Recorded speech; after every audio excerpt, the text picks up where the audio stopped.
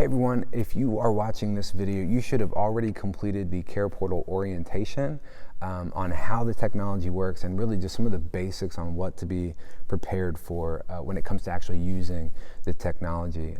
Whether that might have been from me or another regional manager, or maybe it was from a local coordinator or a leader at your church, that's great. But as you can imagine, that orientation is really just the beginning of this work and this journey that we're on. This work of the ministry is difficult. The logistics can be difficult enough sometimes, but the spiritual aspect of it it's an entirely different thing. And so I really wanted to make sure that we provided training and speak into that aspect of CarePortal as well. But here's the thing, that training really shouldn't come from CarePortal. It should come from pastors. They have been called to equip the saints for the work of the ministry. And so we actually had a chance to sit down and interview several pastors across multiple counties and just have them respond to some of the most common and challenging questions and hurdles that teams will inevitably go through. And so whether you are watching this by yourself or maybe you're with a team and you're watching it all together, my hope and my prayer is that you would really just internalize this, to really pray through this and ask God to truly prepare your heart for this work of the ministry that's difficult. So this video is really just a compilation of some of the answers that we heard from pastors in those interviews. I hope you enjoy. Thanks.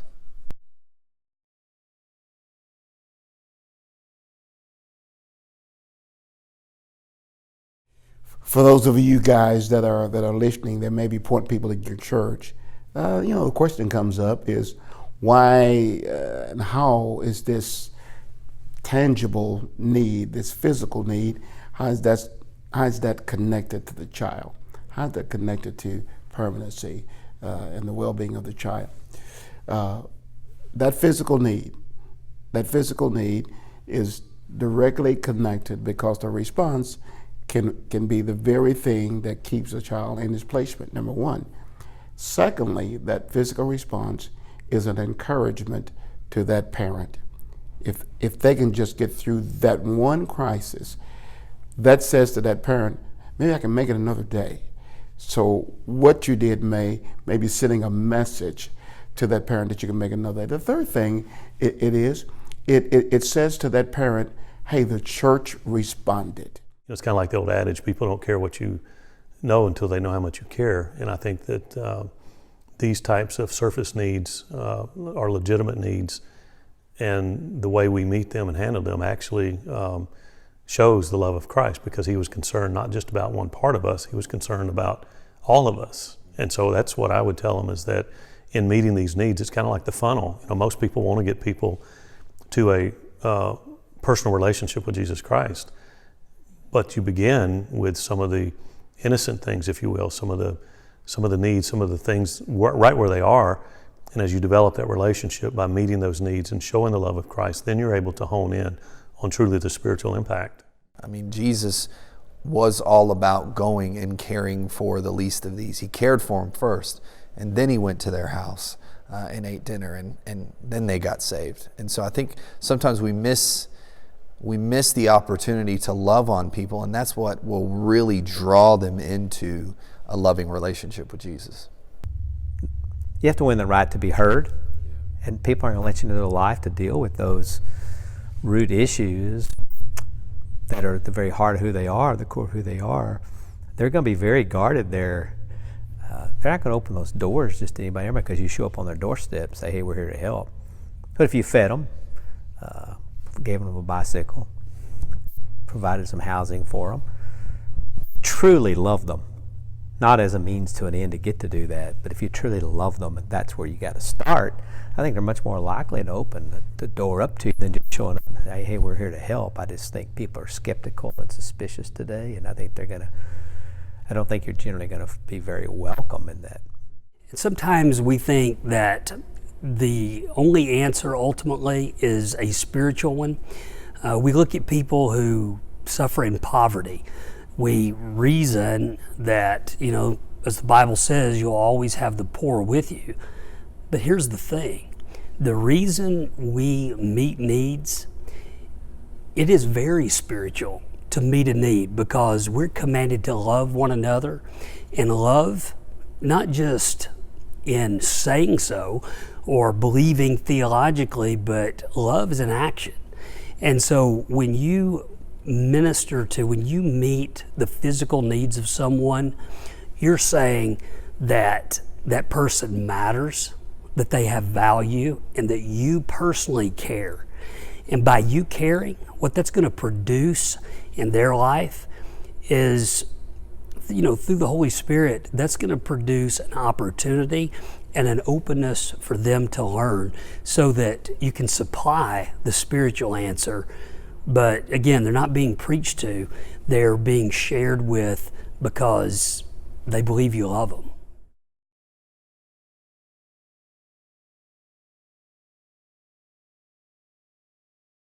I think it's very important for the church to build relationships within the community with the businesses and other agencies. And the reason is because they have resources that we could use as we work with people through CarePortal. And as we build those relationships, and then that would just give us more resources, help the people that's in the CarePortal ministry. One of the things we've begun doing is meeting with some business owners in our area that not even really affiliated with our church, but it's the community in which we live. So we want them to know, first of all, that we exist, we're here, but also that it takes a community to rally around people to help meet needs. And so in talking with these business owners, they have certain things that they can gift us with to be able to help meet some of these needs. And so not only are we, the church, meeting the need, but the entire community is reaching out, which builds relationship with these business owners so that we can in turn share Christ with them. Partnership in different areas: clothing, mattress, for bedding, houses that provide home and shelter for them, even cars or mechanic, so they can have movement to go, even jobs, amen, so they can get back on their feet. When we put people on jobs, then that's more beneficial to take them off the street from being needs to attain what they need to do to strengthen their family. I think that CarePortal teams should find partnerships with any of the resources they have access to. It's amazing how many different needs there are in the community from families. And so whether you have access to certain furniture places or certain stores or commodity type things, or even just financial resources, whatever you have access to as a team will benefit you, because there will be a need for that. And so the more you can look out and kind of see beyond your immediate scope of people and make those connections to help be a part of this ministry, the more successful the ministry will be. I see so many things come across, and I'm like, okay, man, I would love to be a part of that, but man, we can't meet that whole need. It's just, even if I was to get all our resources, get the people in, it just financially, where we are as a church, we're just not able to do it. But when you can literally say, okay, we could take this part of it, and then you connect with another church to say, okay, we'll come alongside of you and we'll finish it. Man, to me that's showing the kingdom. Like, really, because it wasn't about like one person doing the whole thing. It's about us all together coming together to get the job done.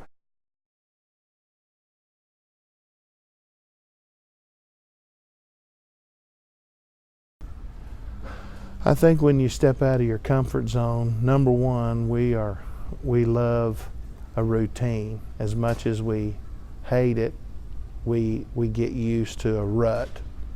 And a rut is a grave with both ends knocked out of it. You're just doing the same old thing. And in our society today, and I know for us personally, there was the gospel doesn't change, but the methods in reaching out and going to where Jesus went, to where the people was. I mean, I believe when he went through Jericho, he knew Zacchaeus was up that tree. I mean, he went that way on purpose. And I think when we intentionally make steps to move in ministry in times when it's uncomfortable for us, God always, he sees that and honors it. Yeah, I think being uncomfortable is a good thing. I think that once we get to a place where we are uncomfortable, first of all, that's when God can really use us, because sometimes we feel like we can do it on our own. But to be at a place of like we're out there in the water and we're treading water just to keep our head above the water and not sink is a good place, because you can then reach out, once again, partnerships that we've already talked about, but then you can get past some of your own inhibitions that keep you from doing what it is that you really want to do inside. It's just taking that first initial step. When people step out of their comfort zone, I think that that's one of the main ways that we kind of connect on a deeper level, just in our faith. I think it's amazing how resistant we are sometimes to meet those needs of people that might be different than us or might have different struggles than we're used to. But once we do it, it's almost like this, it feeds this deep hunger we have, and we want to do it more. It's like when people go on mission trips, they want to keep going back, even though it's hard work, they want to keep doing it. This is the same kind of thing. Once you start meeting the needs of families, you almost get addicted to that, and you just want to keep doing it more and more, because it gives you that kind of deep wholeness that I think we only get through serving others. When people serve, when they intentionally meet the needs of others, look, they're going to grow spiritually from that. They're going to learn a whole lot.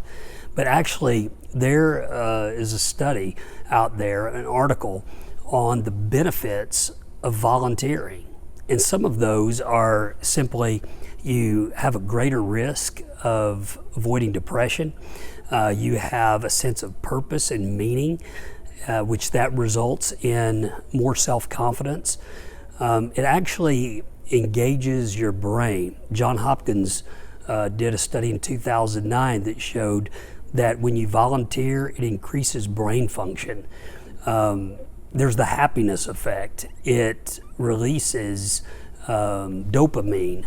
And so when you meet needs of someone and you can be involved in their life, partnering with others, man, there's a great personal benefit as far as your mind and body. You know there's one spiritually, because you're doing what Christ commanded, and you are showing and acting in love, and the impact it makes. So I started selfishly, all right? Just what does this do for me? But let me tell you, the impact it makes, to think that what you give or donate or meet a particular need of a family at risk, if you can help save that family literally, man, there's incredible joy in that. And my hope and prayer is that we also can make an eternal difference spiritually. But again, we've got to help them understand that they matter to God, they matter to us. We're all broken, and our goal is to just love them. I think a lot of times we don't experience all of God's resources, whether we're talking about His wisdom or His guidance or His boldness or His power, the operation of spiritual gifts He's given us.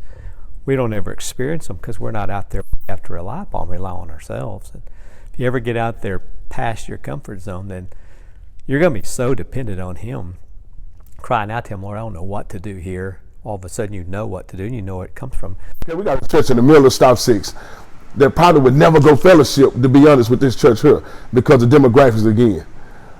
But because of some children somewhere, or because of a family somewhere, these two churches was able to come together and now really be the church. Because as long as we're divided, we're not operating the way He wants us to. But CarePortal has the power to bring us together and say, regardless of how it is, we're going to be the church. And the church is made up of people, different areas, different regions, but coming together, man, to literally, man, make sure that we fulfill the God-given call in our lives, man. Ministry is never comfortable.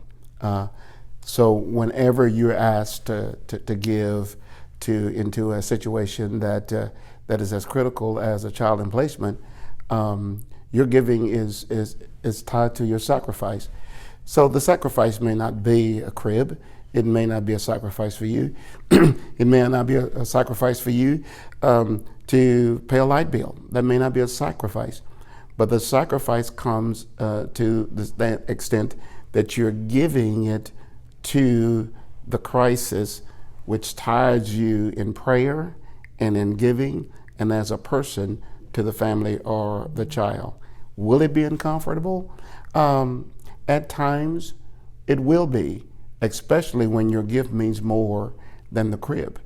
If your gift means that you are giving your prayers, your spirit, and your emotions to the outcome, then it will get uncomfortable. And here's something else. We sometimes want to even know if the person is responding with gratitude. God has helped me with that. God has helped me in the fact that whether or not the gratitude is from the person that I may have given this bed or crib to, whether they respond or not, it is that I have responded in obedience.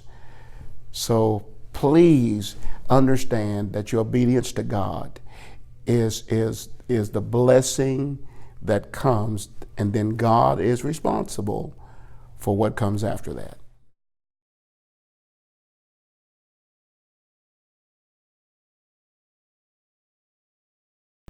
If Jesus was an Assembly of God minister, it probably took his church, because after 3 years he only had 12 and they all left when they didn't understand what happened. And I say that tongue in cheek, but we tend to look at numbers. For years we had a bus ministry, and we still do. I had 2 that I worked with that come through that project that we was able to help go on even through Bible college. But one of those was a young man, didn't even know his father, was kicked out of the public schools. When he came to us, he fought. The teachers come to me and said, "We need divine intervention." We stayed with him. We loved on him. Every kid that come in, no, they hadn't stayed with us. But that young man did. Graduated from Bible school, is now working in a church in Illinois, and called me, sends me Father's Day cards, had 108 in the bus ministry that he has started. So we don't know that one impact that'll make the difference. So if I get discouraged over those that don't make it and I give up, I'm going to miss that one that's going to impact 100 or more. Well, you know, we're going to have bad experiences in anything that we encounter a lot of times, especially when we step out of our comfort zone. But I think that we can, just like Christ told us, is sometimes we may have to dust off our sandals and move on to the next thing, but we can do it with love and that letting know that we actually tried to serve this individual, and maybe we need to come back and try it a different direction, that same family, to help that. Don't give up, and it's not an ending thing. You know, Satan always going to try to stop you from helping somebody, but the thing I ran up to is you got to be very fill how you help an individual, because you can help an individual and also they can lie to you. But then from personal, when you found out that the person lied to me, it kind of discouraged me, but it's kind of say, look, I'm still going to help this person, and I'm still going to make this person tell me the truth so I can help this person. And then we need to also let the person know, just tell me the truth. And we can do more by you telling the truth. Oftentimes, I'll walk off the stage from preaching a message and I'll feel like, man, that was the worst message I've ever preached. But then later on, I get down the road and I've got 11 Facebook messages from people saying, hey, Pastor, that was awesome. Just because you feel like you didn't make an impact doesn't mean that God can't fill in that gap. Frontline ministry is very challenging. And ministry in itself is challenging because we want to do the best. And we want to have those good stories all the time about look how God used us and how we helped this family. But there are times when it doesn't work that way. There's time that we'll be rejected, and there's time people will not appreciate what we're doing for them, and it can leave a bad taste in your mouth. But again, what helps me is that I realize I'm doing this for the Lord. And one of the things that I say to myself, not to look to be successful, but to be faithful. And I think that's the core. When you talk about ministry need, am I being faithful to what God has called me to do, regardless of the challenges that are before me. We do what we do because this is what God has asked us to do. And so I know in advance the reward that I'm going to get in my own heart isn't based on how they do or don't respond. It's based on me walking in the righteousness and the obedience of what God has called me to do, and there's a reward in that. And so how somebody, you know, Jesus ministered to a lot of people and did a lot of really good things, and there were a lot of people in the crowd mocked him, made fun of him, questioned him, and doubted him, but that was inconsequential to him. He stayed tenacious on the call and the plan and the purpose that God had in mind for him, and that's what you have to resolve when you're in ministry, especially with dealing with people who don't know how to respond to love. They don't know how to respond to help. A lot of them do struggle with an entitlement mentality, and it can't be because I'm looking for an accolade or I'm looking for a result from a person. You have to literally just press into the heart of God and say, why am I doing what I do? And let the Lord be your reward.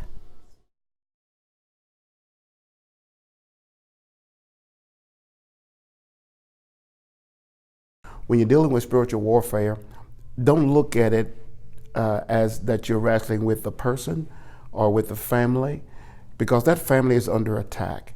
The reason why the child is in the system in the beginning is because that family is under attack. So spiritual warfare is going on before we even arrive. And so we're going to be dealing with some things, and those things are messy. They're mixed up. And so when you enter into this with your heart of love and giving, understand that you have to pray mightily, that you are able to deal with, from your own personal perspective, the things that the family may be going through. And the warfare is that fact that you are able to then come alongside that family and lead them to where they need to go, rather than to allow the hindrances of what they're experiencing affect you. You know, I've often said in my time pastoring that the world is sick but because the church is sick, and the church is sick because families are sick. If you heal the family, you heal the church. If you heal the church, you change the world. And so there's a spiritual component. I mean, any basic sociological class is going to, or sociology class is going to tell you that if you look at the building blocks of society, it begins with a strong family. And so it shouldn't surprise us that if that's the basis of a strong church and a strong community, then that's going to be the area that the enemy is going to fight tooth and nail to try to destroy. Because if you destroy the foundation, then how's the building going to stand? And so I think that, you know, to prepare people for spiritual warfare, you've got to let them know that that this is a masterful scheme. The Bible says we're not unaware of his devices. And so you just let them know that the enemy is going to do all that he can to break down the family unit, thereby inflicting damage on the church, thereby hindering our ability to make an impact in the community. So many people get burnt out in ministry. So many people doing stuff that they don't want to do, or they feel like they're not making a difference. But if it's just 1 or 2 kids, if it's 3 or 4, to literally watch that, man, to see the joy that somebody would have to know, okay, man, this is working, man, I'm changing lives. We have already found out, just in dealing with one situation on an ongoing basis. We began by meeting some of the physical needs. We learned more about the individuals. We began sharing life together. And in that, you're going to see the messiness. And the more that we seek to be the hands and feet of Jesus and doing what we're commanded to do, we're going to run head on into Satan. So just expect it and do what God has already called us to do every day, and that is to put on the armor, protect yourself, know that you can trust him, that he is more powerful than these things that can come against you. He is for you, so therefore nothing can be against you, and move forward. But expect it. Expect that you're going to run into the enemy, but greater is he that is in you than he that is in this world. The Bible tells us that, you know, our enemy is an adversary. He's like a roaring lion seeking whom he may devour. And so know that if you're facing resistance, if at times you're struggling with discouragement, see that as a point of victory, because you are making a difference. That's why you're being challenged. And so God told us in his word that we're to prepare for that. He gives us Ephesians 6 about just simply putting on this armor of God, but the life of a follower of Jesus is not meant to be comfortable. It's not meant to be status quo. Basically, this life, we should be willing to risk everything for His kingdom's sake, because what matters is eternity. And if we can help restore a family, make a difference, meet a need, then there's incredible eternal consequences to that I just want to encourage you, hang in there. Sometimes I tell people, and I get frustrated, and it's like, man, just hang in there. I don't even know what to say, but just trust God with it, go forward, and know that He honors your heart and your will. You know, immediately I think about Ephesians 6 that talks about putting on the armor of the Lord and girding yourself up before you go into battle, and recognizing that, you know, if God is with me, then I'm the majority. And if God be for me, who can stand against me? And so it's fine and dandy to know all those scriptures and then to say, okay, I'm actually in the heat of this battle and I'm feeling the oppressiveness, I'm feeling the attacks, I'm feeling the resistance. And again, that's when you have to step back and say, why am I doing what I'm doing? And is there a resistance or a resolve that I've come into before I've even headed into that place? And knowing that there is going to be resistance, knowing that there is going to be a battle. And what can I be doing ahead of time to make sure I'm saturated with the living word, make sure I'm saturated and armed and girded up with the word of God, and most importantly, just armed with love. You know, people can't, they'll resist love. They may not receive love, but they can't argue with love. And that's what's great about it. It's the universal language. And so it's not about coming at people and speaking doctrine or telling what they should or shouldn't do. It's just about loving them. And there's a simplicity in that. And it's so powerful.